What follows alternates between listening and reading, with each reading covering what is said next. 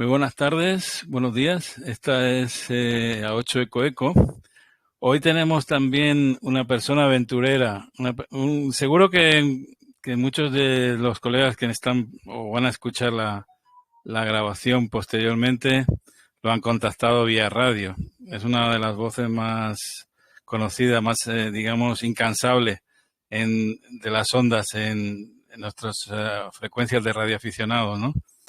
Se trata de Coalfa 2 Bravo Bravo, ese indicativo Bravo Bravo que ha sonado por media África, ¿no? Y también incluso en Centroamérica y en Europa también, ¿no? Allá donde hubiera alguna emergencia, alguna situación de desafío, de calamidad, de peligro, ¿no? Porque yo creo que también ha corrido peligro en muchos casos, ¿no? Ya nos contará a lo largo de esta entrevista. Creo que es bueno, un pequeño tributo, ¿no? A esa trayectoria internacional que para muchos de nosotros la hemos disfrutado haciendo esos contactos en países difíciles, raros, ¿no? Donde, como en algún caso, no había nada más que él, como radioaficionado, como licencia, ¿no? En activo. Así que le damos la cordial bienvenida desde la provincia de Madrid, donde ya disfrutando de su merecida jubilación, ¿no? Así que adelante, Fernando. Bueno, muchas gracias, José Manuel. Es un privilegio y es un honor estar aquí. Eh, bueno, te hago una pequeña puntualización. No es Equalfa 2 Bravo Bravo, es EA4 Bravo Bravo. La Vale, indicación. perdona.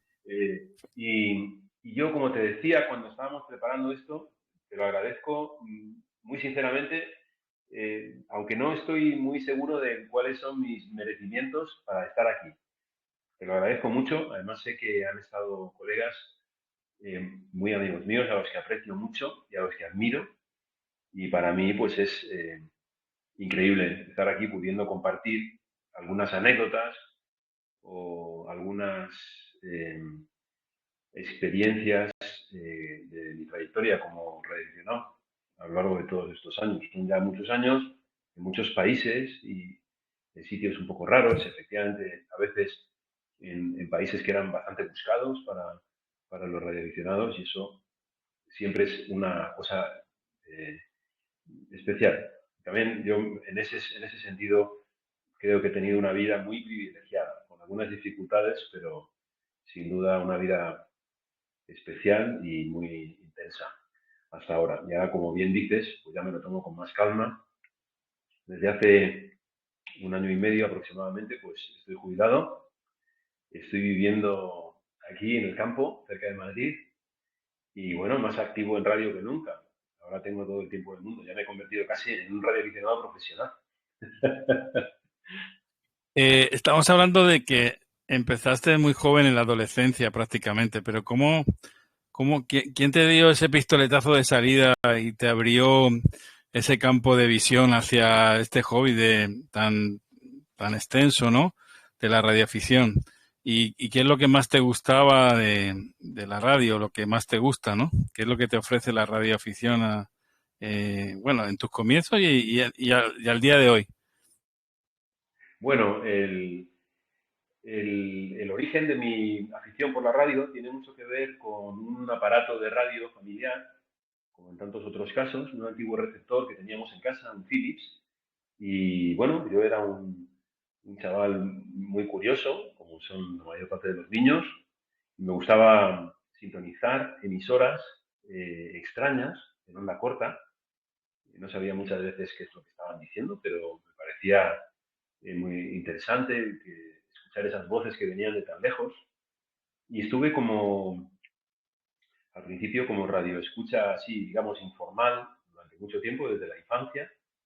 Y ya posteriormente, en los años finales de los 70 o a principios de los 80, decidí obtener una licencia de escucha oficial. Ya me enteré en esa época un poco más del mundo de los radioaficionados, de los radioescuchas, y yo pues decidí lanzarme por ese camino. Además, tuvo que ver bastante también un vecino en el edificio en el que yo vivía, que tenía una pequeña estación de radio, era una estación de banda ciudadana, y entonces durante un tiempo pues compatibilicé, digamos, o solapé la radioescucha oficial con la banda ciudadana. Y bueno, pues eso, a final de los 70, los años 80, sobre todo al principio, era un ambiente muy bueno, donde había mucha gente, se hacían contactos muy interesantes en los 11 metros, y aquello, pues, en fin, fue el origen de una pasión pues, que me acompaña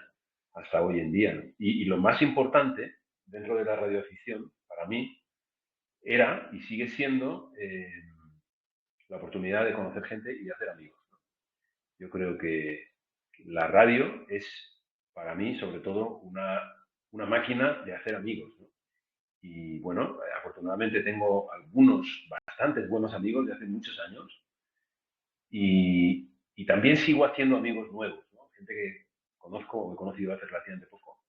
Y bueno, pues nos hemos hecho buenos amigos. Así que eso es, para mí, la esencia de nuestro hobby. Creo que Aparte de nos todo lo... hemos experimentado como pioneros la primera red social. Ahora cuando dices, bueno, voy a ver, hacer amigos, doy de alta a tal persona en las redes sociales, o me ha contestado, me ha escrito una persona, tal. Eso es tan real como inopinado y nos pasaba a nosotros, ¿no? En el mundo de la radio, cuando te salía alguien y bueno, hacías buenas migas, había sintonía y tenías la oportunidad de hacer amistades. Yo creo que, y más en la situación quizá uno siendo embajador, porque para mí el radioaficionado en el extranjero es un embajador plenipotente, ¿no? En todas las condiciones de sociales, de amistad y incluso en las políticos sociales, ¿no? También creo que el eslabón más importante, creo que más que la propia red institucionalizada, ¿eh? De un país, ¿no? De un consulado o de una embajada, ¿no? Eh, Dime un poco, has hablado que llegaste a utilizar los equipos de CD, ¿no? Me imagino que como todos era lo más accesible, ¿no? En mi caso también. Pero luego lo abandonaste, sin embargo, la radioescucha la sigues practicando, ¿no? Y yo creo que sigue siendo algo importante, ¿no? Y que todavía te motiva. Sí, sí, sí. Bueno, viendo primero a algo muy interesante que has dicho, eh, yo creo que cada vez que sales en radio y te pones en comunicación, lanzas un CQ o hablas con otra persona, tienes que ser consciente de que hay otros que a lo mejor no están presentes en esa comunicación y que te están escuchando. Y que de alguna manera es inevitable que asocien lo que tú dices o, en fin, tu actitud y tu manera de comportarte y de hablar y de tus cosas, que lo asocien un poco con tu país.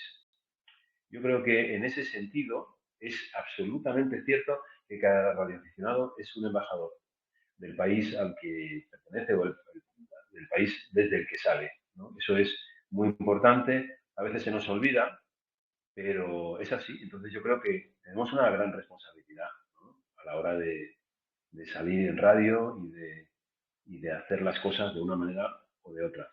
Y con respecto a la radioescucha, a la escucha de estaciones de broadcasting comerciales de onda corta, es una pasión que no se me ha marchado. Yo casi cada día estoy escuchando un rato la radio. Ahora quizá el abanico es más pequeño que el que había cuando yo empecé, emisoras de onda corta, evidentemente, muchas pues han ido cerrando, pero hay muchas cosas muy interesantes que escuchar. Hay un montón de programas en español o en inglés, en fin, en otros idiomas que afortunadamente pues yo más o menos me defiendo. Y, y me gusta mucho cazar las estaciones, además ahora afortunadamente a través del Internet pues, tenemos esa herramienta que nos permite saber eh, casi inmediatamente qué emisora es la que estamos escuchando, enviarles un informe, por ejemplo, por correo electrónico, y yo eso lo encuentro muy interesante. Escucho muy a menudo las transmisiones de Radio Rumanía Internacional, por ejemplo, La Voz de Turquía, escucho Radio Vietnam también frecuentemente, escucho la BBC, por supuesto, para mí es una referencia, o Radio Francia Internacional, pero escucho también La Voz de América de vez en cuando, Y bueno, pues aparte de estas que son, digamos, emisoras grandes, muy potentes, escucho emisoras pequeñas. Han salido muchas nuevas en la banda de 5 megas, en la banda de 6 megas, incluso en onda media están saliendo emisoras independientes, pequeñas, que son como muy exóticas. No son fáciles de escuchar, pero por eso mismo ese reto es muy interesante, ¿no? A los ¿Y refineros qué, nos y qué gustan los retos te y parece sí, bueno, la idea que se baraja muchas veces que dicen algunos, las noticias de nuestro propio país tienen un tono, una expresión diferente cuando se escuchan en a través de otras emisoras de distintos países, ¿no? A veces dice, para enterarte de lo que está pasando en tu país, a veces es mejor escuchar lo que dicen otros, ¿no? Otros países, ¿no? ¿Qué sí. opinión merece ese comentario? Estoy de acuerdo al 101% con esto. Aquí vivimos muchas veces un poco. Yo creo que esto tampoco es exclusivamente una cosa de nuestro país, pero vivimos mirándonos mucho el ombligo y vivimos pues muy pendientes de los vaivenes políticos. Ahora, afortunadamente, un poco menos, estamos en vacaciones, pero en las noticias que se dan sobre España, en la BBC, por ejemplo, pues es muy interesante saber cómo nos miran, qué cosas son las que les impresionan de España, de todo lo que ocurre aquí y, en fin, qué imagen es la que tenemos en el exterior, ¿no? Eso es muy interesante también, de alguna manera, ¿no? Intentar dar ese paso, alejarse un poco a través de una estación de radio internacional y decir, bueno, a ver qué hablan de nosotros. Y realmente es diferente, sí, es muy diferente. Por eso No, yo no creo es que se que hable de España muy a menudo, pero bueno, sí, se so- habla.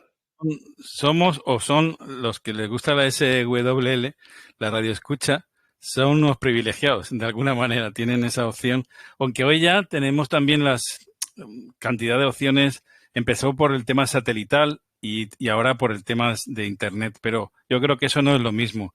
Ese sabor de falling, del ruido, yo creo que eso lleva aparejado ya un toque, un sabor diferente, ¿no? Sí. A mí me parece que eh, son, para mí por lo menos, son cosas complementarias, el Internet y la escucha en onda corta. El feeling de la escucha en onda corta, pues evidentemente no lo tiene el Internet. Yo Internet lo utilizo sobre todo para escuchar a través de podcast algunas emisiones que me interesan, sobre todo de estaciones de aquí, ¿no? Programas de cualquier tipo que me gusta escuchar habitualmente y alguna vez, por lo que sea, me los tengo que perder, los busco y si están en podcast, los escucho.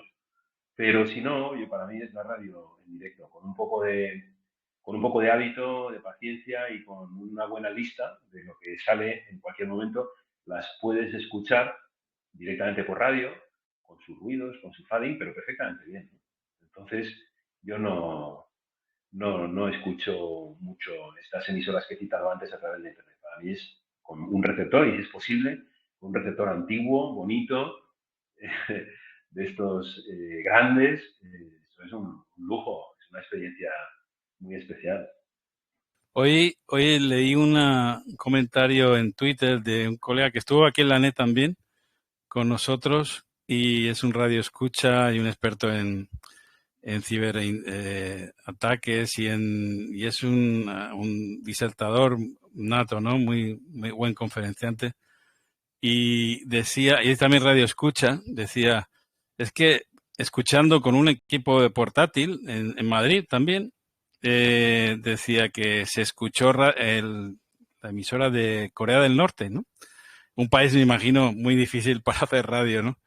Pero decía que todavía se escuchaba digamos, el sonido del telón de acero, ¿no? Esas radios que ya, desafortunadamente para los aficionados a la radio escucha ya no se oyen tanto, ¿no? Y ese síntoma de una proclamación de casi marxista y marcial de la vida, ¿no?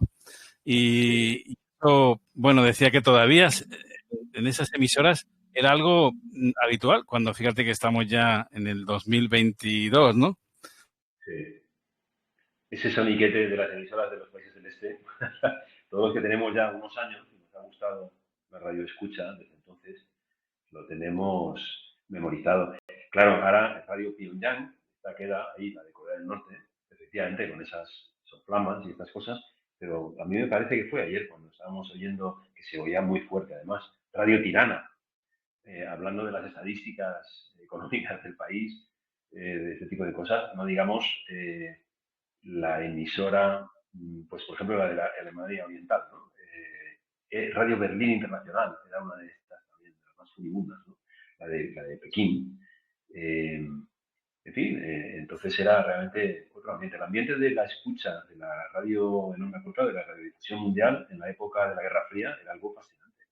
La estación, la misma estación que estaba aquí en Pals, Radio Liberty, bueno, no transmitía en español, transmitía sobre todo en idiomas de países del este, ¿no? Pero también esta emisora estaba subvencionada por Estados Unidos y tal, pues tenía en fin, el otro lado digamos, del telón, pero con unas consignas también bastante radicales, ¿no? Y bueno, pues hoy en día ya, no sé, es distinto. Ahora, evidentemente, con la guerra en Ucrania, pues han vuelto de alguna manera y en algunas estaciones que han puesto en marcha de nuevo sus transmisores de onda corta han vuelto esas, digamos, ese ambiente bélico y ha vuelto un poco la guerra a las ondas, ¿no? No llega todavía de momento al nivel de la Guerra Fría. Fue realmente una época muy interesante. Yo conservo un montón de tarjetas QSL, de banderines, de emblemas, enviaban de todo. En Es que aquella época no había, la radio, yo creo, Fernando, que es un arma también de guerra, ¿eh?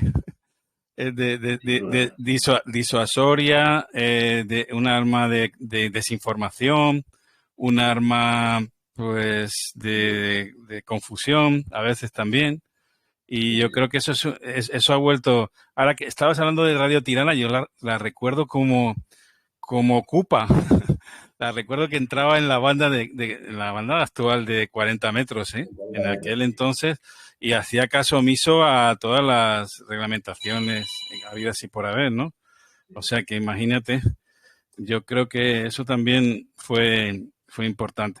Bueno, recordar que en la formación de Fernando no tiene mucho que ver con el mundo de la radio, pero bueno, él ya nos hablará de esas aspiración humanitaria y sobre todo de, no sé si alguna vez llegaste a poner en práctica el tema de la arquitectura, ¿no? Como profesional. Y háblanos un poquito de todo eso. Y de tu primera etapa que fue en el Zaire. Bueno, ahora ya la República Democrática del Congo. Sí. Y háblanos de, creo que ya sobre el año 94 aproximadamente. Sí, sí, sí, exacto. Ese fue, digamos, mi primera visión internacional, que tiene mucho que ver con la arquitectura. Yo efectivamente, pues soy arquitecto, estudié en la Universidad Politécnica de Madrid y a través de la arquitectura, pero también de la radio, pues yo llegué a estar en contacto con algunas organizaciones que construían eh, infraestructura en países en desarrollo, en países en crisis, y tenían trabajo, ¿no? Para un joven arquitecto que no tuviese problema para irse a un lugar complicado, a construir, por ejemplo, infraestructura sanitaria, puestos de salud o escuelas, incluso algún hospital pequeño. Y con esto, pues yo me puse en contacto con médicos del mundo hace, pues, eso, muchísimos años, en el 92, 93. Y en ese momento estaba ya en marcha la guerra de Bosnia. Y bueno, a través de esto, y otra cosa que podemos hablar un poco más adelante, bastante curiosa, por unas de estas casualidades de la vida, me contactó médicos del mundo y me propusieron enseguida ir a Zaire. Entonces, bueno, es lo que es hoy la República Democrática del Congo. Y bueno, pues para allá que me fui. Había en ese momento, en la parte oriental de Zaire, una situación crítica, porque había muchísimos cientos de miles de ruandeses que habían cruzado la frontera hacia el Zaire escapando del genocidio.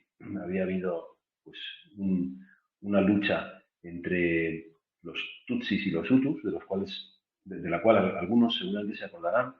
Y en ese intervalo, que fue unos meses, a finales de 1994, murió 1 millón de personas, se estima, ¿no? No se sabe exactamente. Entonces muchos ruandeses cruzaron la frontera y se establecieron en unos campos apocalípticos allí en la frontera, en la ciudad de Goma y sus alrededores, en las zonas fronterizas de Zaire con Ruanda. Y bueno, Médicos del Mundo lanzó una operación humanitaria a gran escala en la cual necesitaban muchos profesionales de todos las especialidades imaginables, ¿no? Y una de las cosas más demandadas entonces eran los logistas y los arquitectos, curiosamente. En esos tiempos, la cooperación española, la Agencia Española de Cooperación Internacional, tenía unos programas muy orientados a la construcción de infraestructura sanitaria y dejar, digamos, detrás de sí aquellas construcciones una vez que pasara la crisis. Y bueno, en esa onda, pues me llamaron. Yo después seguí unos cuantos años con Médicos del Mundo, sobre todo construyendo este tipo de infraestructuras. Construimos allí, construimos en Bosnia, construimos en Angola muchísimas cosas que afortunadamente están funcionando todavía hoy en pie. Y luego ya, bueno, pues por otras casualidades y otros vericuetos y vueltas de la vida, pues ya salí del mundo de la arquitectura y me dediqué más bien al mundo de la coordinación de la asistencia humanitaria, pero ya no dentro del campo de la construcción. Tiene mucho que ver con la radio también, porque precisamente a raíz de la guerra de Bosnia, eh, a raíz de la guerra de Bosnia, haciendo un comunicado una noche con unos amigos en Madrid, también en Venezuela y en Cuba, estábamos ahí en QSO, y salió un colega de Bosnia, de Sarajevo, que nos oía hablar en español. Y decía, bueno, pues creo que ustedes están allí en España, y entonces les llamo para solicitar auxilio, porque mi mujer fue evacuada con mis hijas de aquí desde Sarajevo hace un año, y no sé nada de ellas, ni ellas saben nada de mí. Yo me tuve que quedar porque estoy en edad militar, estoy aquí, en fin, con esas dificultades, pero solo querría decirles a mi mujer y a mis hijas que estoy vivo y saber cómo están. Entonces, como creo que están en España, aunque no lo sé, porque han pasado un periplo muy largo por Macedonia, por no sé qué, pues no sé, hagan algo, búsquenlas. Caray, pues menudo embarque. Bueno, pero el caso es que las encontramos, ¿no? Al día siguiente yo me puse en contacto con la Cruz Roja española, les conté lo que había ocurrido y dijeron, vamos a ver si las localizamos. Y las localizamos en un albergue, en un sitio donde había muchos refugiados, en La Coruña, y grabamos un mensaje a través del teléfono con un phone patch, hay una cosa muy primitiva, y yo había quedado con este hombre por la noche para darle una respuesta, le pasé la grabación. Bueno, la emoción de aquello no lo puedes imaginar. Después de un año de no saber, de incertidumbre, no había teléfono, por supuesto, en aquella época no había teléfonos móviles, no había teléfonos de satélite, quizá alguien en el gobierno tenía alguno, pero no estaban, digamos, al alcance de la población, ¿no? Y esa gente estaba perfectamente incomunicada, tanto tiempo. Y al cabo de un año, pues aparece ese pequeño canal de comunicación a través del cual se puede saber algo de la familia.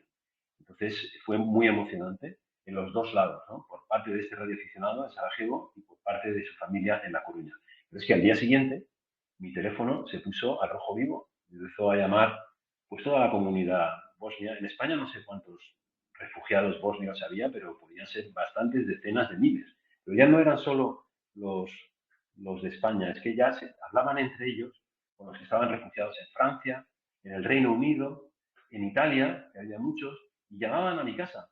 Oiga, parece que tiene usted una manera de hablar con Bosnia, póngase por favor en contacto con ese amigo suyo y pregúntele a ver si hay alguna manera de saber de mi hijo, de mi padre, de mi hermano, que están allí, que no sabemos nada, que...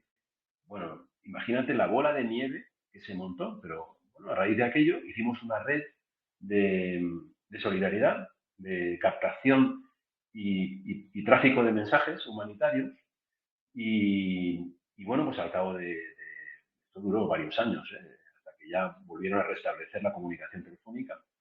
pusimos en contacto pues casi a 2.000 personas. Y, y digo pusimos porque ya se fueron incorporando otros radioaficionados a esta red, radioaficionados españoles de comunidades en las cuales había refugiados bosnios, y en la banda de 80 metros por la noche pasábamos nuestros mensajes, recibíamos las respuestas y fueron, pues eso, miles de contactos muy emocionantes. Esta historia, bueno, claro, ya han pasado tantos años, es algo que está un poco olvidado, pero salió mucho en la prensa, salió en la televisión, y entonces los médicos del mundo también se fijaron en esto. Dijeron, pues mira, un radioaficionado que consigue comunicar por radio con Bosnia, nosotros tenemos un equipo allí y no conseguimos hablar por radio con ellos. Tenemos una emisora que nos ha costado mucho dinero, pero no sé por qué, no hablamos con ellos, no podemos hablar por teléfono, porque el teléfono está cortado. Así que a ver si nos puedes echar una mano y nos dices qué hay que hacer.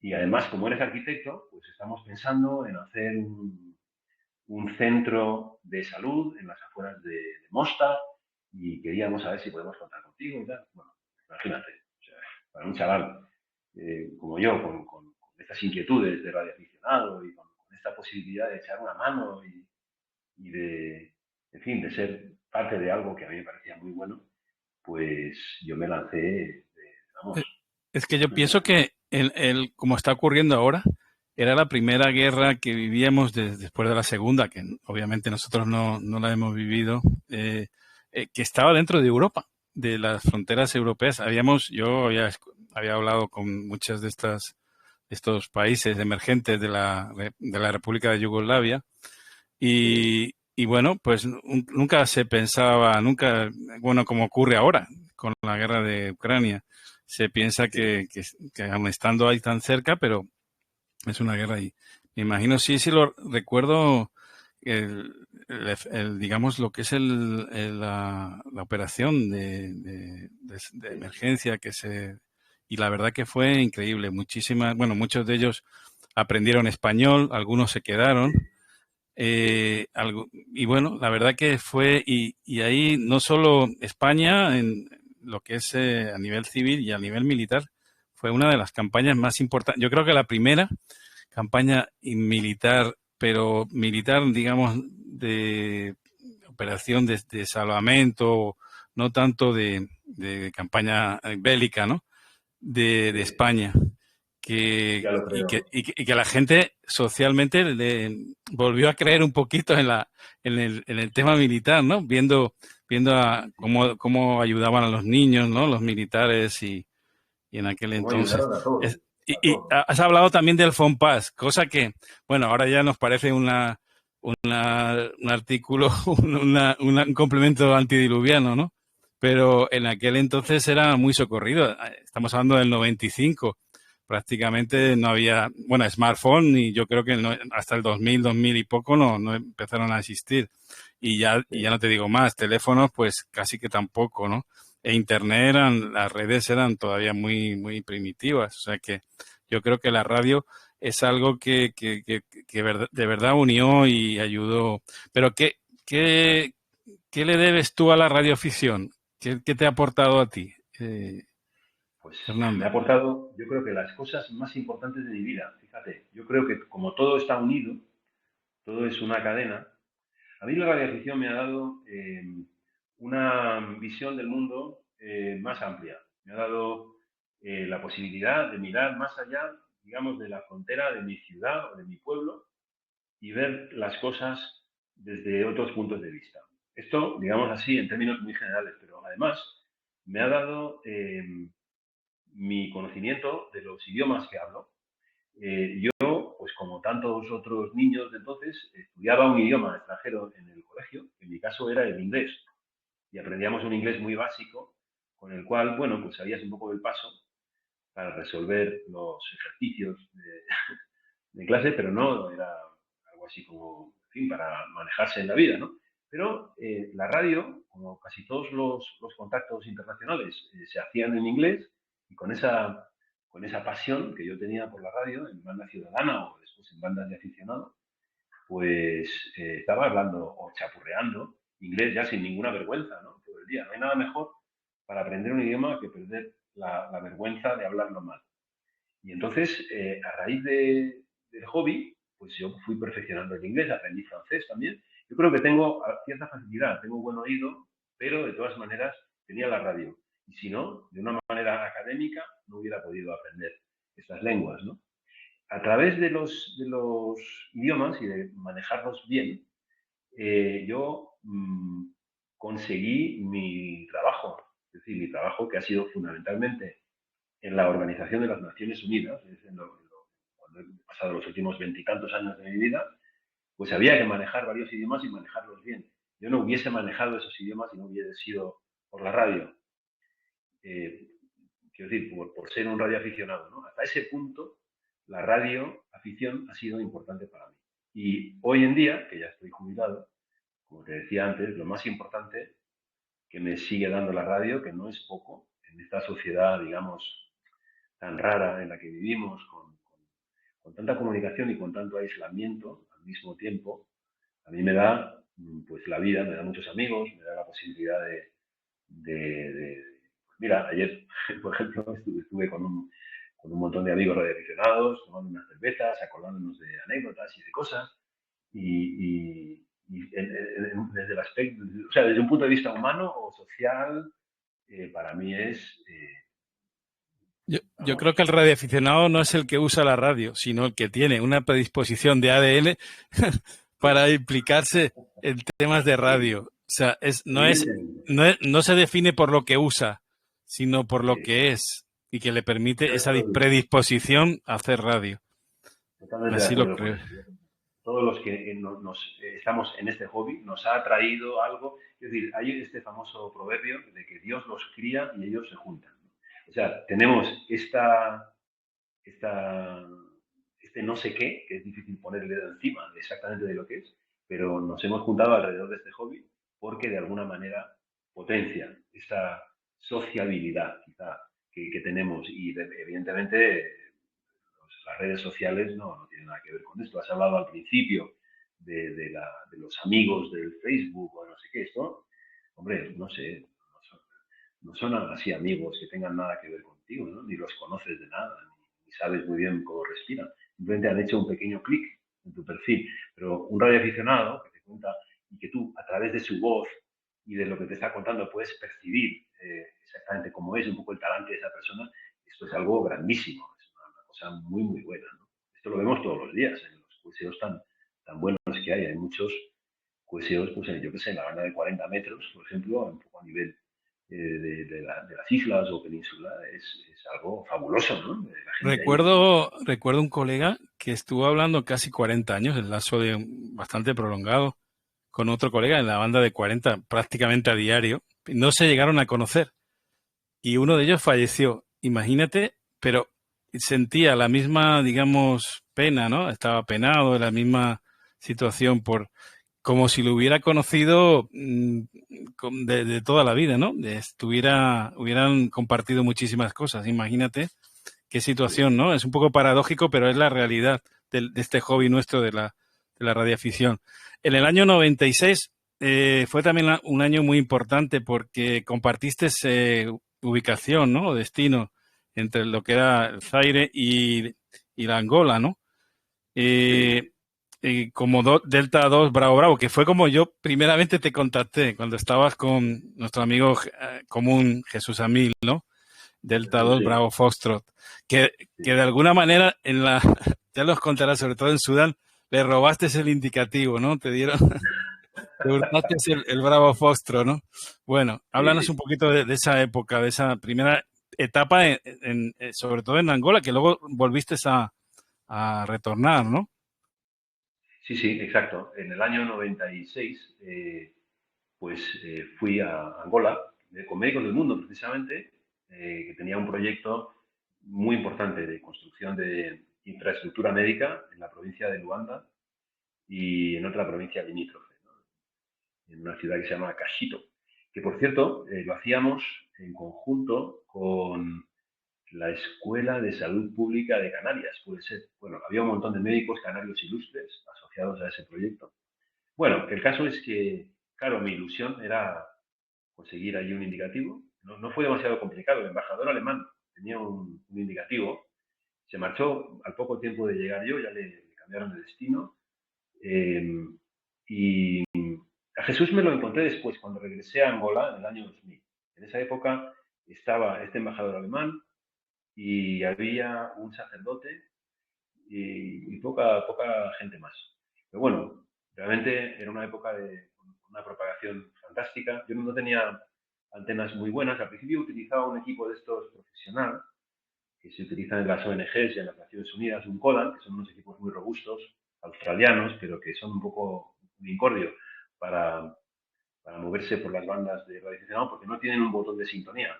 Hay que andar metiendo la frecuencia con un teclado todo el tiempo. Pero hice muchos cursos. La preparación estaba muy bien. Tenía unos hilos largos y unas del talú. Y la verdad es que fue fantástico. Posteriormente, en el 2000, aunque nos adelantemos un poco a la historia, pues volví a Angola después de haber estado en algún otro sitio, en Costa de Marfil, por ejemplo. Pues volví y allí ya estaba Jesús a mí, cuyo indicativo español es Eco Alfa 1 Bravo Fox. Y entonces ahí tenía el Delta 2 Bravo Fox, ¿no? Había otro colega portugués que estaba con los cascos azules, también muy activo. Oye, lo pasábamos fenomenal. En esa época ya tenía una antena un poco mejor, una Yagi tribanda y una casa un poco mejor. Estaba más lejos, en esa época estaba en el interior del país, en una ciudad que se llama Huambo, justo en el centro del altiplano central de Angola. Pero bueno, iba a Luanda con frecuencia y veía mucho a Jesús, al 1BF, y a estos otros, ¿no? Y bueno, pues hacíamos mucha radio y la verdad es que Angola era y sigue siendo un país raro, con poca actividad. Es curioso porque en los años 60 y hasta los 70, hasta la independencia de Angola, había mucha actividad, era muy frecuente oír Angola en las bandas, ¿no? Pero en esa época estábamos prácticamente solos, ¿no? En telegrafía yo era el único que salía. Y entonces los pilots eran realmente monstruosos, ¿no? Y era muy difícil poder hacer el tipo de radio que a mí me gusta más, que es un poco más de enrollarse, ¿no? Ya esto era, si 599, 599, en fin, pues como es una expedición, solo que nosotros no estábamos en expedición, vivíamos allí, ¿no? Y yo en total, entre una cosa y otra, pues estuve 6 años en Angola. Claro, no es cuestión de estar 6 años haciendo 599. Te gusta hablar con la Y gente es y una pregunta que he hecho a algunos diezistas que han pasado por aquí, por el foro de la net de la tecnología. ¿Es complicado realizar un QSO así, sosegado, tranquilo, con matices, en esas situaciones de países diezistas, ¿no? Que son muy solicitados y me imagino que es complicado, ¿no? sí, la gente se impacienta porque quieren hacer el contacto, ven a lo mejor que las condiciones de propagación se van deteriorando y ya te van a perder y quieren hablar contigo y tener el QSO y la tarjeta de QSL y es muy difícil a veces poder hablar con alguien. Claro, hay que tener ahí un poco en fin, encontrar un equilibrio, ¿no? Tampoco se trata de cortar a la gente y decir, no, no me llames porque no, solamente quiero hablar con mi amigo o lo que sea, no. En fin, hay que encontrar ese compromiso, que no siempre es fácil, pero bueno, pues se logra. A mí, en todo caso, lo que más me gustaba y me sigue gustando era el lado un poco más sosegado de la radio. Hablar con alguien en telegrafía, que es mi modo preferido, pero hacer un QSO por lo menos de un cuarto de hora o más, ¿no? Hablando con alguien y contándole tu vida y que esa persona te cuente, ¿no? No digamos ya si es un amigo que conoces ya hace mucho tiempo y que lo reencuentras a través de la radio y te apetece tanto ponerte al día y tal. Para mí pues, era un poco más esto. Pero de vez en cuando era inevitable, en días de muy buena propagación, que ya sabían que estabas ahí, te habían anunciado ya cuando además salió el clúster, pues te ponían ahí anunciado y ya todo el mundo sabía, ¿no? Que esa señal era Delta 2 Bravo Bravo, que era Angola, sabían tu QSL manager y ya te llamaban. Y bueno, pues ahí hice, no sé, 60 y tantos mil QSOs. Bueno, hay poca cosa, ¿no? Hay poca cosa. Yo creo que te cogió también claro, el clúster lo viviste ahí en su comienzo, ¿no? Eso Claro. afecta mucho, sobre todo al tema de diezista. Es una herramienta que ha revolucionado todo el mundo del diezismo, ¿no? En este aspecto. Y tú lo has vivido en todo tu periplo por África y demás, ¿no? Claro. Eso es inevitable. Y en el año 99 vas a Costa de Marfil. Sí, Eh, pero por una, digamos, con un objetivo diferente, un poquito diferente, ¿no? Al habitual, sí, de humanitario. sí, sí. Yo estuve varios años con Médicos del Mundo como voluntario, voluntario puro y duro, haciendo esos trabajos. Para un arquitecto era una oportunidad fantástica, porque claro, no había nada de, digamos que no te pagaban, ¿no? Pero te daban unos proyectos, cualquier arquitecto sabe que conseguir que te encarguen un hospital, pues hay muchos que decir, pasan toda su carrera en España y no lo consiguen, es una cosa muy seria esto, ¿no?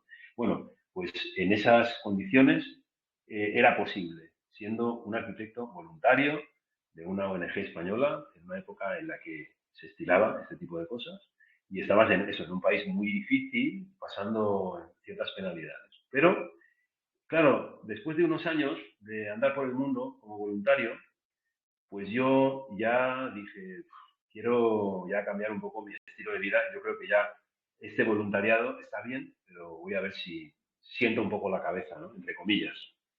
Y entonces, bueno, pues empecé a trabajar en Dragados y Construcciones, una empresa solvente de construcción y con un montón de obras en Madrid. Mi ilusión era trabajar en Madrid, sinceramente. Y, en fin, estar cerca de mi familia, los amigos y tal. Y bueno, pues para allá me fui. Pero enseguida la empresa dijo, no, no, vamos a ver, tú con este currículum que tienes no te vas a quedar en Madrid. Te vamos a mandar a Costa de Marfil. Tenemos una obra grande allí. Y luego ya veremos lo de venir a trabajar a España. De momento tú te vas a África y a ver qué tal. Y la verdad es que, pues, oye, era una obra muy interesante y trabajamos muchísimo, pero con tan mala suerte que en la Navidad del 99, yo creo que fue poco antes de Navidad, toda la plantilla estábamos de vacaciones de Navidad en España. Y hubo un golpe de Estado. Y nuestra contraparte era el gobierno, era el Ministerio de Educación. Estábamos haciendo unas escuelas de formación profesional bastante grandes y tal. Y entonces, bueno, la empresa nos llamó ahí a capítulo y más o menos nos dijeron, bueno, pues no sabemos qué va a pasar. Eh, pero no sería mala idea que fueran ustedes buscando otras alternativas laborales, ¿no? Porque esto igual ya no arranca más. No sabemos qué pasará con este país. Luego, por cierto, al cabo de los meses, aquello siguió adelante. Pero bueno, yo salí de aquella reunión de trabajo un poco deprimido y básicamente pues pensando, bueno, no sé, ya algo haré. Pues estas casualidades de la vida, ¿no? Me llamaron por teléfono para felicitar de la Navidad desde Angola, unos amigos de la ONU que había conocido en mi estancia anterior en Angola. ¿Qué pasa, Fernando? Feliz Navidad. Pues bien, pero creo que me he quedado sin trabajo. Ah, muy bien. Bueno, pues no hay ningún problema, porque aquí precisamente nos hace falta gente como tú que conoce el país y tal, y si te apetece. Bueno, esto no tiene mucho que ver con la construcción y la arquitectura, que es lo tuyo, pero seguro que te interesa. Te gusta el país, te gusta andar por ahí, te gusta África, pues vente. Oye, en enero empecé a trabajar en el año 2000 con Naciones Unidas y hasta ahora, que me acabo de jubilar. O sea que, para que veas qué cosas, qué casualidades y Me, qué... me imagino que has vivido más de un golpe de Estado. Siempre entendemos estos países de África que son un poco inestables, ¿no? Me imagino que eso Bueno, para un extranjero en determinadas circunstancias es una cosa sí, importante que puede cambiar un poco su rutina y su estabilidad laboral y yo creo que hasta sin duda. su peligro, ¿no? De integridad física, ¿no? También. Ya lo sé. Y recuerdo también que hablando de Costa de Marfil, no sé si llegaste a conocer, imagino que has conocido muchos misioneros que hasta ahora, junto con los servicios, por ejemplo, de Médicos Sin Fronteras y otras ONGs, era lo único que había, ¿no? Que ha habido en esos Sí, países en muchos años, ¿no? Misioneros, ¿no? Bueno, yo recuerdo un paisano mío de Albacete que estaba ahí también en Costa Marfil, tenía indicativo, no recuerdo ahora porque hace muchos años, Tango Unión sí. 5 y estaba, sí que recuerdo la ciudad, no sé si la conoces, se llama Daloa, en el Cerca de la norte de frontera con Costa, Liberia, sí. sí, es propia, Conozco. la selva, es zona selvática. Y Jesús, se llamaba Jesús, es de un pueblo no recuerdo el nombre, yo lo conocí personalmente y al hermano que es el que con el que le hacía yo las conexiones Fonpax, hablando Sí, sí. de eso. Bueno, háblanos un poquito de esa situación de inestabilidad que también afecta al que está allí, ¿no? Y me imagino Sí, que las has sufrido, ¿no? pues he sufrido algunas, sí. Para mí la más grave, digamos la más peligrosa, fue precisamente en el año 96 y fue en Zaire. En Zaire, en ese año, eh, hubo un conflicto que empezó en el este del país, en la zona limítrofe con Ruanda, y bueno, en ese conflicto, la gente igual le suena el nombre de Kabila, Laurent Désiré Kabila, era un militar zaireño, que le hizo la guerra a Mobutu.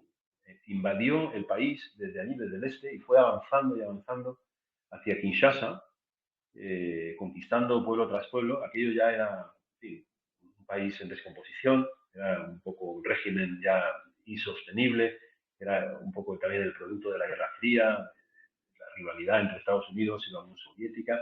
El caso es que ya tenía las horas contadas y Kabila lo sentenció. Y bueno, yo me encontré allí, pues en medio de aquello.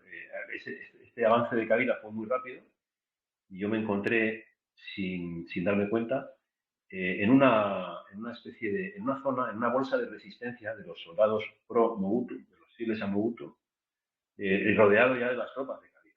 Una zona grande al principio, pero que se iba estrechando. En ese momento, pues toda la zona oriental del país, que es un país enorme, ya estaba en manos de Kabila. Pero la capital y la zona occidental del país estaba todavía en manos de Mobutu. Y desde allí, a través de la radio nacional de Zaire, que la escuchaba todo el mundo, empezaron a transmitir noticias de que en la zona en la que yo estaba, en ese saco de resistencia, había mercenarios blancos.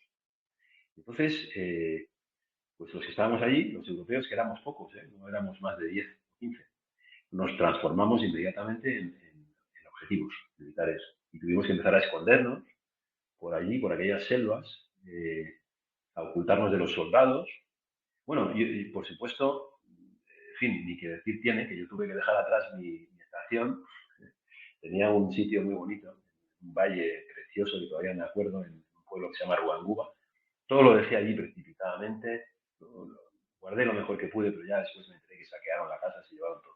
Y yo empecé con unos italianos que estaban en una ONG de ingeniería, una ONG católica, pues a ocultarnos de lo mejor que pudimos de estos soldados que nos andaban buscando, ya con malas intenciones, porque les habían convencido de que éramos mercenarios.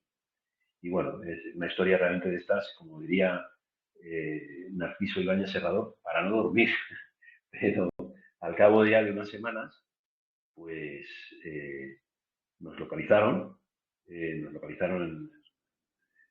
casi cerca de los volcanes de Virunga, ¿no? En fin, es una zona también muy, muy bonita del país. Y allí, pues una patrulla sí, del ejército mobutista, pues nos quiso fusilar. Tenían instrucciones clarísimas. Además, el hombre, el capitán que iba al mando de aquel pelotón, pues estaba muy, en fin, muy formal, un poco, en fin, educadamente nos lo dijo, si es que eso se puede decir de una manera educada, ¿no? Que te van a ejecutar. Pero, pues así fue. Así fue. Y luego, bueno, es un poco complicado cómo conseguimos sobrevivir a esto. Esto quizá ya te lo cuento en otro momento, pero sobrevivimos a nuestro propio fusilamiento, lo cual tiene cierto mérito y nos permite estar aquí hablando esta tarde. y desde allí, pues, ya nos autoevacuamos, los que salimos de allí, que no salimos todos.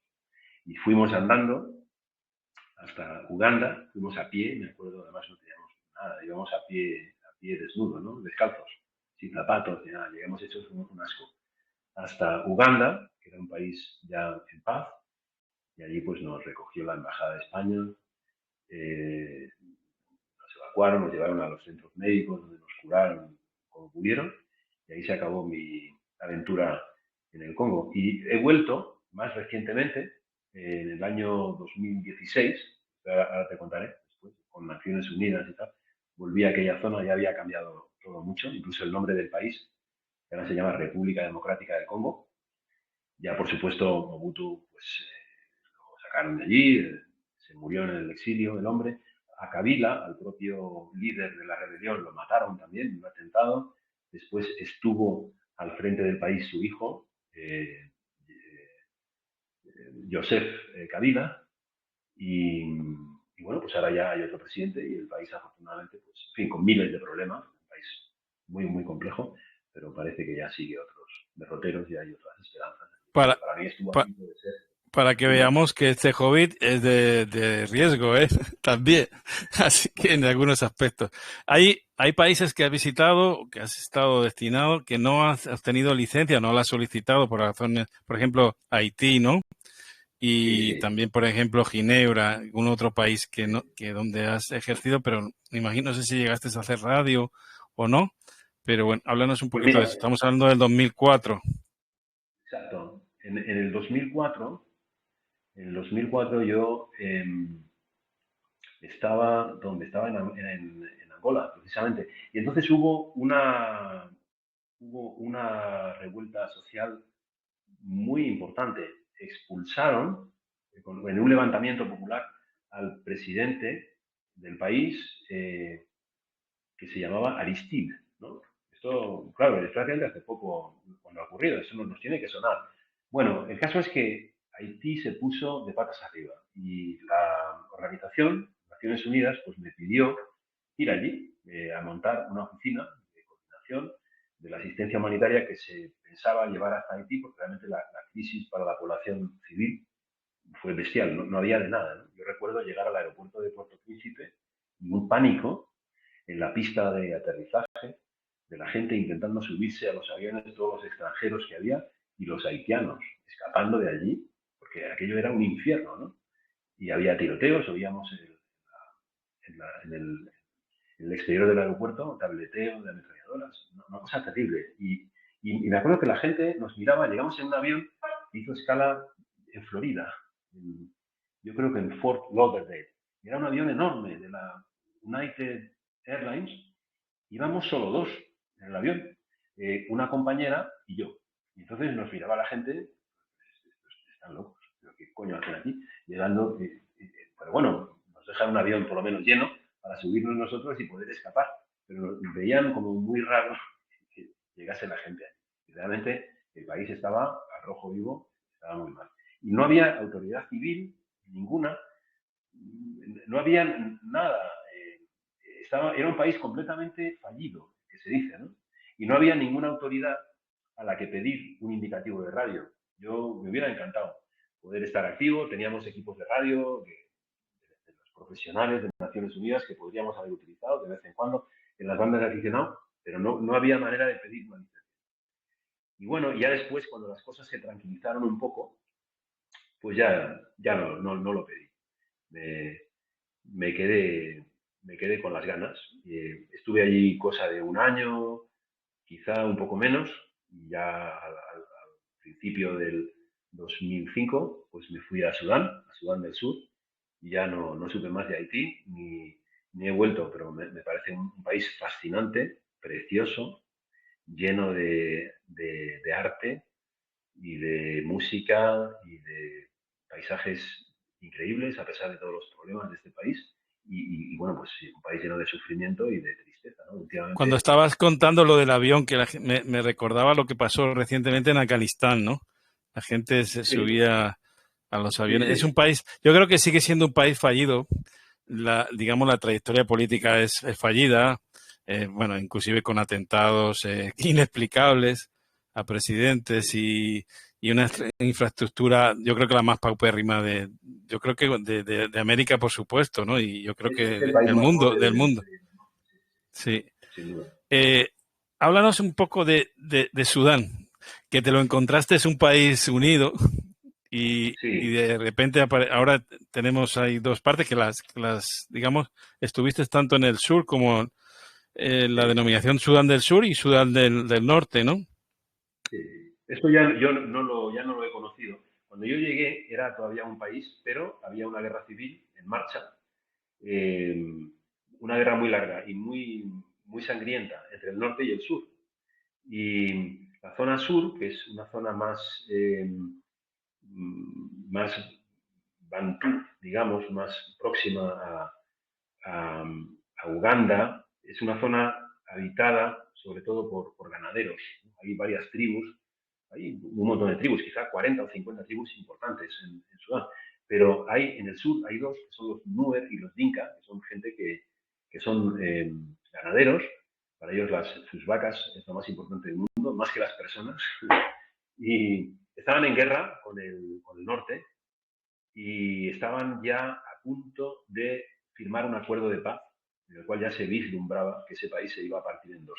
Pero cuando yo llegué, pues todavía era un país y fue relativamente sencillo conseguir el indicativo a través de unos radioaficionados que ya estaban allí, que son muy amigos míos.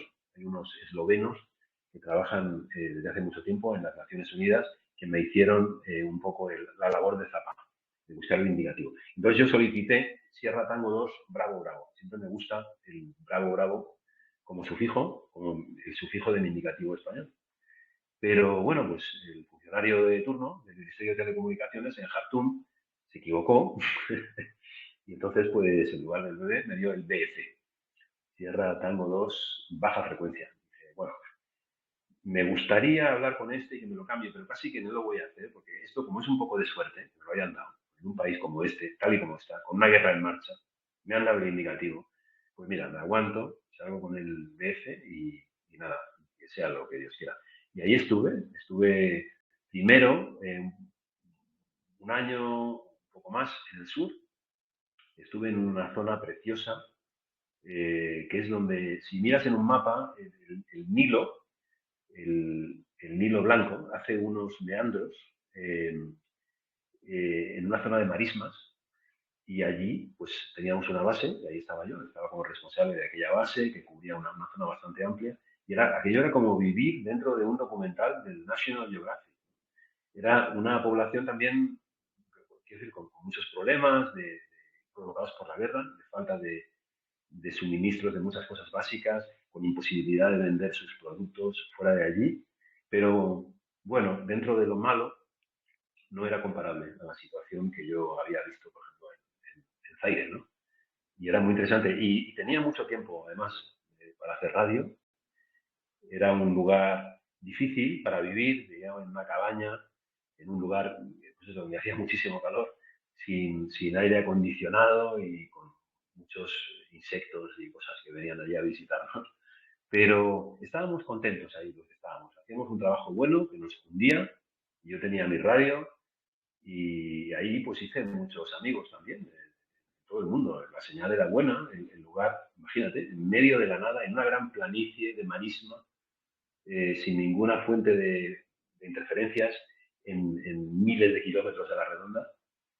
Y bueno, pues aquello era fabuloso, ¿no? Y ahí pues estuve bastante tiempo y después de esta zona del Sudán del Sur me destinaron a Darfur. Esto ya fue más complicado, porque era una zona también en guerra. El conflicto de Darfur sigue todavía, no se ha mitigado prácticamente, aunque se habla mucho menos de él. Es una de estas guerras olvidadas que hay. Y ahí estuve pues otros 4 años en Darfur.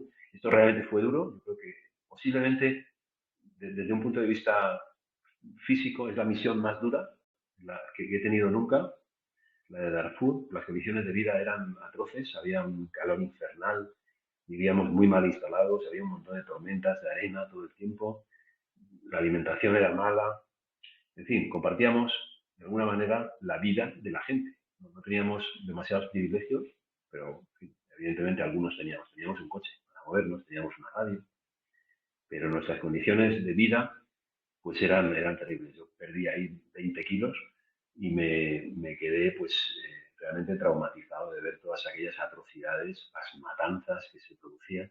Yo creo que de allí, de Darfur, todos los colegas que yo conozco, que son unos pocos, nadie ha salido totalmente indemne de esa experiencia. Pero bueno, la radio me ayudaba. Hacía poca radio porque en el norte nos fiscalizaba mucho el gobierno, ¿no? Todo lo que hacíamos y lo de la radio era un poco sospechoso para ellos. Pero aún así, pues hacíamos por la noche, con cuidado, hacíamos ahí nuestras transmisiones y nunca pasó nada. Hicimos algún concurso, me acuerdo que pusimos una antena para la banda de 160 y en 80 metros hacíamos unos VSOs, en fin, como quien habla, en 20 metros. Ocurría lo mismo que en el sur. Muy buena propagación, nada de ruido, y había otro colega radioaficionado, un chaval bosnio que trabajaba en la ACNUR, que allí nos hicimos estas antenas, una estación muy competitiva, y participamos en un par de concursos internacionales y quedamos muy bien. Y bueno, esto nos ayudaba un poco a pasar el rato y a Ya he olvidar. visto que la radio tiene un efecto terapéutico también, ¿eh? Sí, En este caso, en esa situación tan extrema, ¿no? Que sí, te sí. ayuda mentalmente. Yo creo que eso te ayuda porque te conecta, ¿no? Con tus seres queridos, Mira, yo, con tus amigos, con tu entorno, a través, aunque sea de la radio. Y una de las cosas también importantes, que no os afectaba los LED, los ruidos de no, los LED, ni de las instalaciones eléctricas cercanas que lo sufrimos aquí en el mundo occidental. sí. Mira, para mí esta sensación yo la vivo aún así todos los días y supongo que mucha gente, o la mayor parte de la gente, estará de acuerdo conmigo. Te colocas los auriculares, empiezas a girar el dial, a escuchar voces, cosas, señales de telegrafía y el mundo exterior se disuelve y con eso, con el mundo exterior se disuelven tus problemas, ¿no? Que en un momento dado, pues, pueden ser bastantes. Estás ahí pensando en las cosas que has visto ese día, que a lo mejor no te han gustado nada, estás pensando en lo que tienes que hacer al día siguiente, a lo mejor en horarios o en fechas límite, en peligros o en malas condiciones de vida, y de repente tú te colocas tus auriculares, empiezas ahí, tal, te encuentras ahí con tus amigos, hablas con ellos, oye, y se te pasa, es como absolutamente terapéutico, como has dicho, Manuel, eso sin ninguna duda. La radio es un gran invento para olvidarse un rato de los problemas tuyos de tu vida cotidiana. Aquí tengo las QSLs de no, uno Bravo Bravo y 6 Bravo Bravo. Yo decía que por algún sitio me venía lo de 2 Bravo Bravo y era por Angola, no, pero es Eco Alfa 4 Bravo Bravo. Mira, tengo aquí los dos países, los más recientes, ¿no? Me imagino. Bueno, después estuviste en la República Democrática de nuevo, como nos has contado, en 2016, pero era Zulu 21 Bravo Bravo y Tango Zulu 6 Bravo Bravo. Háblanos, Sí. esas dos reseñas, ¿qué te evocan? Pues mira, Zulu 21 Bravo Bravo es Zimbabue y esto fue justo después de Darfur. Ya te decía antes que de allí salimos todos un poco perjudicados, como se dice ahora, ¿no? Y fueron muchos años, en total 5 años allí metido en ese chabolo, como dicen en el lenguaje carcelario. Pues no fue nada fácil.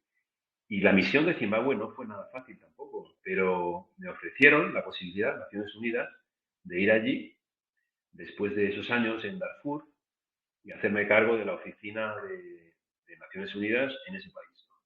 Para la asistencia humanitaria. Y bueno, Zimbabue pues era un país con una epidemia de cólera rampante, un país también descompuesto por miles de problemas internos, políticos. Era un país con una inflación de no sé cuántos millones por ciento. O sea, era algo, el dinero no valía ni siquiera el papel en el que estaba impreso. Era, era algo terrible, cómo se había fundido de alguna manera la economía de aquel país. Pero era un país verde, era un país lleno de árboles, de parques nacionales más o menos gestionados a pesar de las dificultades, y para mí fue un cambio, ¿no? De salir del desierto a llegar a un lugar así. Conseguí una casa muy bonita en Harare, en la capital, que estaba además en lo más alto de la ciudad, en un lugar donde estaban los depósitos de agua que estaban vacíos, claro, que abastecían a la ciudad y por tanto era la cota más alta. Y allí conseguí que me construyeran una torre con redondos de hierro de la construcción, una torre pesadísima. La antena direccional, no me acuerdo de dónde la conseguí, yo creo que de un japonés que había allí, el médico de la embajada de Japón, que estaba marchando y él me vendió su equipo y su antena. Conseguí mi indicativo y bueno, pues empecé también a hacer radio y fue una experiencia muy buena desde allí también. Muchísima propagación, la antena muy alta, también pocas interferencias porque no había electricidad en Harare. Yo tenía un grupo electrógeno, tenía esa casa tan bonita, pero no había agua, ni había luz, ni había tiendas, ni había nada. Era un desastre. Pero bueno, pues ahí estábamos y había otros aficionados antiguos que no estaban muy activos pero estaban y de vez en cuando nos juntábamos, hablábamos ahí de nuestras cosas y ahí estuve 3 años en Zimbabue. Y después en el 2000, esto empezó en el 2009, esto es en julio. Y en el 2012, en julio también, justo a los 3 años, pues claro, para mí esto es antes de ayer por la tarde, pero hubo en Mali, en la zona norte de Mali, hubo una secesión de la cual era, digamos, la protagonista un grupo que se llama Akim, que quiere decir Al-Qaeda en el Magreb, ¿no? Era una escisión de una variante de Al-Qaeda, sobre todo tripulada por gente que había salido de Libia. Ese año, 2009, puede ser el 2010, no me acuerdo. En este año cayó el gobierno de Muammar Gaddafi, ¿no? Y de su ejército, que era un ejército muy raro, que se había hecho él sí, con los más radicales islamistas que pudo encontrar, este ejército se dispersó y muchos se fueron hacia el sur, se fueron hacia Níger, se fueron hacia Argelia, se fueron hacia Mali, se fueron hacia Burkina Faso y todo lo que estamos escuchando de Al-Qaeda y estas atrocidades que están ocurriendo tienen mucho que ver con estos militares de Gaddafi que salieron de allí. Y a nosotros, en Mali, pues había llegado un montón de militares del ejército de Gaddafi con unas armas buenísimas y además con una perspectiva de negocio fantástica. Todo el norte de Mali es como una pista de aterrizaje de la droga sudamericana para exportarla después a Europa. Entonces, entre una cosa y otra, entre el integrismo islámico y el tráfico de estupefacientes, el norte era un lugar muy peligroso. De allí salieron huyendo pues la mayor parte de la población civil. Se fueron a los países limítrofes, se vinieron hacia el sur de Mali y se formó un problema humanitario de primer orden. Entonces, la Oficina de Naciones Unidas para los Asuntos Humanitarios instaló allí un dispositivo de respuesta bastante importante y en ese contexto, pues trabajé yo allí y Qué pena que el Sahel, bueno, y está actualmente en esa situación, o incluso peor que cuando la conociste. Bueno, ahora tenemos a nuestro amigo común también, Adrián, que en noviembre tiene ahí, creo que todavía no lo sabe con certeza, pero hay una posibilidad de que vaya a Mali. Y, y bueno, pero viendo tu vídeo ahí enfrente del río y con esas condiciones de antena, bueno, uno no se imagina esas condiciones así del país, ¿no? Que con esa Mira, yo no he tenido un incertidumbre. lugar más bonito en mi vida para vivir. Eso fue algo, era una casa de un médico maliense que vivía en Canadá y que estaba construida sobre el río Níger, ¿no? Era un lugar maravilloso, una casa preciosa. Tampoco tenía luz, ni tenía agua, ni tenía nada. Es decir, desgraciadamente Mali también, o Bamako, pues tenía muchos problemas en ese momento, pero en fin, había lugares estupendos, ¿no? Para poderlos alquilar y vivir en ellos. Y mi casa era una maravilla. Y en ese vídeo ves la vista que tenía del río Níger, que en esa zona es muy ancho, con una apertura casi de 360 grados, sin obstáculos, con una preparación fantástica también. Recuerdo los contactos con el Pacífico por la mañana, con estaciones de QRP. Tenía un contacto habitual en telegrafía con un amigo de Vanuatu y el tío salía con 2 vatios, ¿no? Y un dipolo. Yo lo escuchaba perfectamente con mi direccional de 3 elementos y siempre antes de irme a trabajar pues hablábamos un ratillo. Estábamos ahí 10 o 15 minutos poniéndonos al día ahí de nuestras vidas, ¿no? Y era un sitio fantástico para la radio también. Ahí no pude hacer tanta radio como en Sudán o en Angola, pero bueno, pues también lo pasé bien, hice muy buenos amigos, era el único radioaficionado, yo, y bueno, pues después ya las cosas se empezaron a enderezar un poco. Es un país también muy problemático, pero los franceses, en una operación militar, al cabo de unos meses, expulsaron a Al-Qaeda, por lo menos de las ciudades del norte. No, no los expulsaron del país, ni mucho menos, que se mueven muy bien por el desierto, pero de las ciudades sí, de Tombuctú, por ejemplo, que es una ciudad tan simbólica, de Mopti, de Gao, de Kidal, pues de allí los echaron y bueno, ya se empezó a normalizar un poco el país, a echar un poco hacia adelante. Y al cabo de 3 años, pues yo me fui, primero estuve en Nigeria, una temporada, estuve bueno, lo diré, en Abuya, que es digamos, la capital económica y la capital del país, la capital política.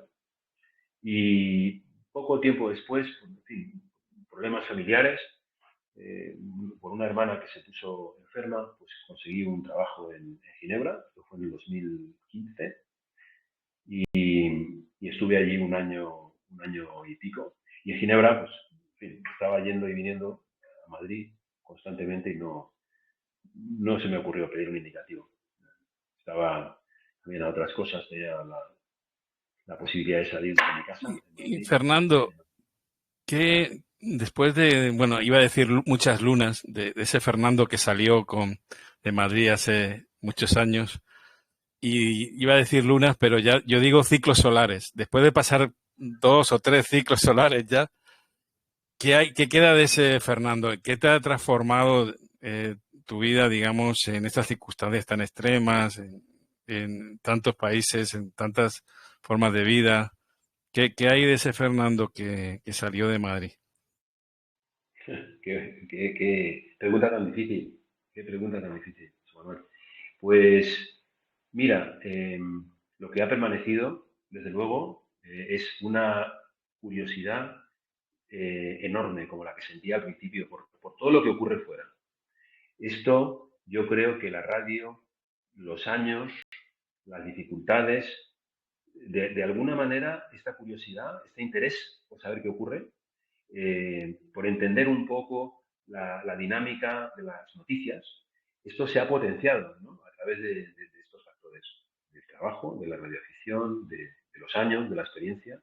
Yo me he vuelto, si acaso, más inquieto todavía. Creo que me he vuelto un poco más realista también. Y ha salido ahí un poco de callo, lo cual es razonable, quizá no es necesariamente bueno, pero yo recuerdo que en mi primera misión, pues yo estaba convencido de la capacidad individual del ser humano para cambiar el mundo de una manera radical, ¿no? Y hoy, pues, en fin, la vida te va enseñando al principio que no, que las cosas, en fin, se pueden cambiar entre varios, entre muchos, cada uno pues aporta su granito de arena y sin duda hay algunas cosas que es realmente muy difícil cambiarlas porque dependen de otras dinámicas económicas que no llegamos nunca a entender y que están ahí de fondo, digamos, interfiriendo, ¿no? Pero yo creo que otra cosa que me ha aportado mi trayectoria es el convencimiento de que la humanidad en general tiene en todas partes unos intereses comunes, unos intereses que no son distintos de los tuyos, de los míos, o de los de un señor de Harare, en Zimbabue, o de los de un señor del barrio de Cité Soleil, en Puerto Príncipe, en Haití. Y es vivir, sacar adelante a su familia, darle una educación a sus hijos, tener un futuro profesional, tener, desde luego, algo que llevarse a la mesa todos los días y poder tener una vida digna, ¿no? Esto que nos parecen cuestiones básicas, no son aspiraciones del mundo, digamos, del primer mundo, son aspiraciones de cualquier individuo, por más complicado que sea el país en el que vive. Esto también es algo que he aprendido con los años y es en fin, una visión que explica muchas cosas, ¿no? ¿Qué es lo que nos hace, qué es lo que nos hace levantarnos? ¿Qué es lo que nos hace avanzar? ¿Qué intereses tenemos? Pues tenemos un montón de intereses comunes con cualquier otra persona del planeta. Y mientras seamos conscientes de ello y nos respetemos mutuamente, pues todo nos irá bien. Muy bien, pues Fernando, voy a pasar el micro o cambio en el argot nuestro a aquellos que quieran participar, tengan alguna pregunta de los que están en directo. Y bueno, y de todo lo que, la verdad que ha sido una singladura súper larga y muy interesante todo lo que nos has relatado. Muchas gracias. Bueno, así que, bueno, que me indiquen para abrirle el micrófono y yo le paso la palabra. Adelante, Manuel, a 7 Alfa Alfa Radio. Buenas tardes a toda la NET de la tecnología, en especial a ECO Alfa 4, Bravo, Bravo, Fernando. De verdad que ha sido sumamente interesante. Me imagino que eso lo habrá dejado por escrito porque experiencias tan bonitas y que han ayudado tanto a nuestra afición y al resto del mundo, pues yo creo que merecen, aunque los autores suelen no aceptar ese reto, que se quede escrita. Fernando, 7-3 muy cordiales, como siempre, por la explicación de tu experiencia en la NE. Un fuerte abrazo desde Málaga, Manuel, Cuarta 7 Alfa Alfa Radio. Gracias. Muchas gracias, Manuel. Muchas gracias. Tomo, ¿te gustaría escribir algo, tener algún artículo? Yo creo recordar que hice un artículo sobre Jesús y una de las fotos apareces ahí. Y la tengo todavía de la edición de CQ Radio Amateur. Cuando antes de extinguirse, la versión en español. La tengo ahí en blanco y negro. Hace poquito un colega que fue redactor ahí en esa revista tiene toda la documentación, me la facilitó. Así que te la voy muy jovencito, en aquel entonces, el 2000 y algo, ¿no? Sería, no creo recordar, hace 20 y tantos años. En el 2000, 2001. 2001. Sí. Permiso. Sí, adelante, Manuel. José Manuel, muchísimas gracias. Ante todo, desearos unas felices vacaciones, si procede. Hay una cosa importantísima que yo, por ejemplo, en referencia a los vestigios, aunque no crean que es importante, por ejemplo, vamos a ver, yo me encuentro algunas de estas tarjetas de QSL antiguas. Hay, como sabéis, hay una venta sobre el tema. Yo prefiero mejor intentar dejársela a cualquier biblioteca municipal, a cualquier archivo municipal. Después los historiadores, vamos a ver, no me explico bien, pero seguro que tanto tú, José Manuel, como Fernando me entenderéis por dónde voy. Es interesante el tema de que quede por escrito, o por lo menos vaya alguna referencia a la nube, un compendio. Bueno, perdonadme que soy muy entrometido. Un fuerte abrazo y no disculpa, perdone por la intervención. No, Manuel, bueno, decirte que sí, yo creo que es el tema de las QSLs tiene también sobre todo las QSL físicas de antes, tiene incluso, no sé, un cierto carácter de historia, ¿no? Un poquito yo no sé si, Fernando, me imagino que en la primera etapa utilizaste las tarjetas físicas, ¿no? Con Manager. Luego, no sé si al final harías algo a nivel electrónico, ¿no? De QSLs electrónicas. Y también lo que dice Manuel, si vas a hacer algún pinito en dejar alguna historia ya escrita. Pues mira, sobre el tema de las QSLs, a mí las QSLs físicas me gustan mucho y las sigo utilizando todos los días. Tengo muchas QSLs que he ido recibiendo de las expediciones o, en fin, de las actividades que he tenido en estos países un poco más raros, en los cuales hacía decenas de miles de contactos. Pero hoy en día incluso las sigo utilizando. Utilizo también los medios electrónicos.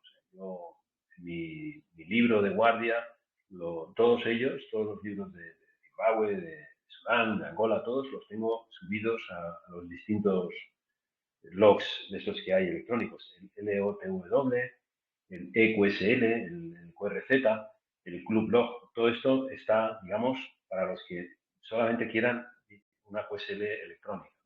Pero las QSLs físicas, pues qué duda cabe, que tienen un encanto especial que las QSLs electrónicas no pueden tener. Y yo tengo muchas, desgraciadamente no las tengo muy en orden, y es una de las cosas que quiero hacer, pues en unos archivadores y con tiempo, porque es un trabajo realmente de mucha paciencia. Ponerlas todas en orden y decir, bueno, pues estas son las que hay. Y con respecto a escribir, pues la verdad es que yo soy muy vago, he de confesar. He escrito algunos artículos pues para la revista de la URE, hace mucho tiempo ya, para la revista CQ también. Escribí un artículo o dos sobre los contactos humanitarios en la época de la guerra de Bosnia y tal, pero no he sido muy proclive a escribir de estas cosas mías, pues un poco por pudor y otro un poco por vagancia. O sea que no. Pero bueno, a lo mejor algún día me pongo. Soy poco dado a plasmar estas cosas en papel, la verdad.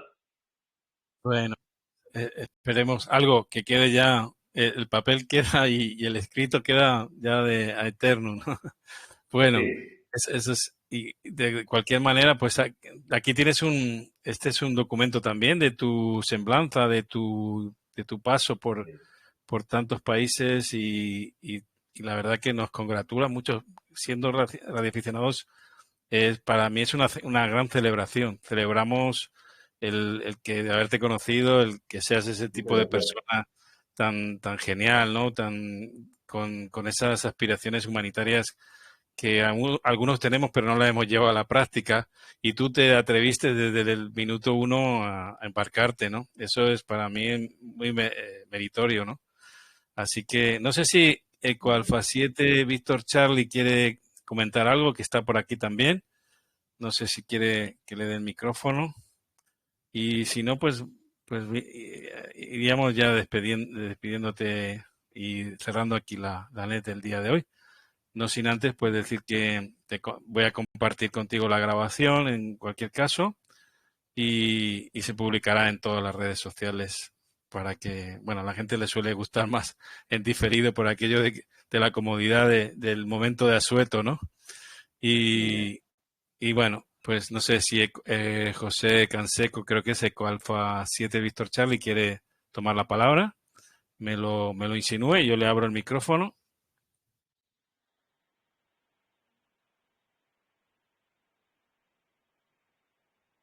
Bueno, Mm, nada, agradecerte que hayas estado con nosotros y bueno, y como decimos los radioaficionados, nos escuchamos en cualquier banda, en cualquier momento, ¿no? Es Claro que siempre sí. que la propagación nos acompañe, que ahora estamos de buenas, estamos en la época de vacas gordas, como Te diría felicito. esos ganaderos por ahí estamos en el mejor momento del ciclo, ¿no? Permítanme que te felicite muy sinceramente por esto, José Manuel. Esto es una iniciativa fantástica y ya, bueno, muy ilustre, desde luego, pero muy importante para la difusión de nuestro hobby. Como sabes, pues todo lo que se haga es poco.